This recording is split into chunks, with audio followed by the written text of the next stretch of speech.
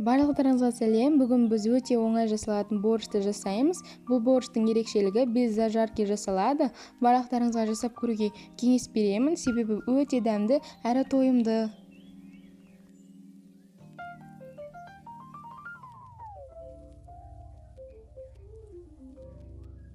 Ең алдымен ыдысқа суды құйып, етті саламыз және де тұз себеміз.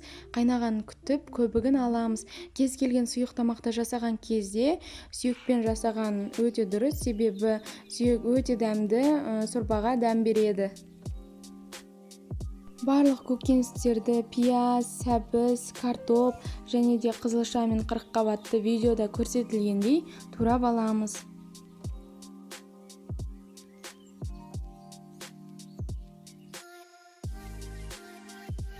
Барлық көкөністерді ет қайнағанға дейін турап, ыдыстарға жеке-жеке салып, турап алған өте ыңғайлы болады.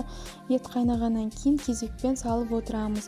Мендегі қырыққабат түрі Пекин қырыққабаты. Сіздер кез келген қырыққабат түрін қолдансаңыздар болады.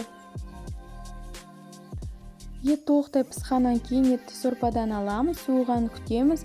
Ет суығанға дейін сорпаны қайтадан қайнатып, үстіне кезекпен көкөністерді саламыз. Ең алдымен пияз бен сәбізді, содан кейін қызылшаны салып алып, кішкене қайнағанын күтеміз.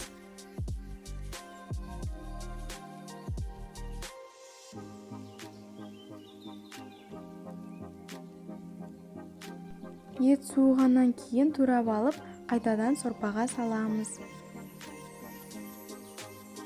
Көкөністердің барлығы пісқаннан кейін ең артынан қырыққабатты салып араластырамыз.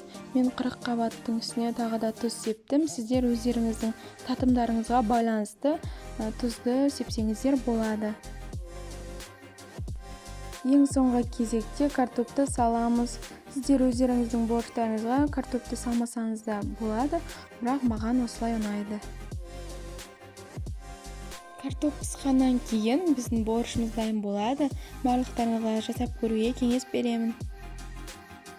Өте оңай жасалатын бұл борщты қайнатқан сайын дәмділігі көбейе түседі.